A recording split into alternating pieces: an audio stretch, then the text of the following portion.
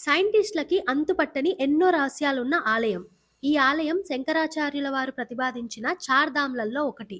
జగన్నాథ్ ఆలయం, పూరి, ఒడిస్సా. ఇక్కడ ప్రతి 12 సంవత్సరాలకు ఒకసారి వచ్చే అధిక ఆషాఢ మాసంలో జగన్నాథుడికి కొత్త మూల విరాట్లను తయారు చేస్తారు. ఈ ఆలయం పైన ఉన్న జెండా గాలికి ఆపోజిట్ సైడ్‌లో ఎగురుతుంది. మనం ఎక్కడి నుంచి చూసినా ఈ ఆలయం పైన ఉన్న సుదర్శన చక్రం మన వైపే తిరిగినట్లుగా కనిపిస్తుంది.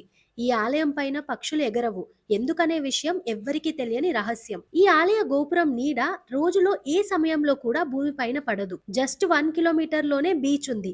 కానీ సింహద్వారం నుంచి లోపలికి వెళ్తూనే సముద్రం నుంచి వచ్చే శబ్దాలన్నీ ఆగిపోతాయి. ఈ ఆలయంలో ప్రసాదాన్ని 7 కుండలు ఒకదానిపై ఒకటి పెట్టి వండుతారు. కానీ కింద ఉన్న కుండలో కంటే ముందుగా పైన ఉన్న కుండలో ప్రసాదం తయారవుతుంది. ఈ ప్రసాదం స్వామికి సమర్పించే ముందు ఎటువంటి సువాసన ఉండదు. కానీ సమర్పించాక సువాసనలొస్తాయి. రోజుకి 1,00,000 మందికి అన్నప్రసాదం వండుతారు. కానీ ఒక్క రోజు కూడా వండిన అన్నం ఒక్క మెతుకు కూడా వృధా అవ్వదు. ఇక్కడ రథయాత్ర 9 రోజులు జరుగుతుంది. ఈ ఆలయం గురించి complete long video Radhe traveller YouTube ఛానల్లో ఉంది. కింద లింక్ ఇస్తాను, చెక్ చేయండి. అలానే మీరు ఆ జగన్నాథుడిని దర్శనం చేసుకున్నారో లేదో కమెంట్ చేయండి. Thank you all.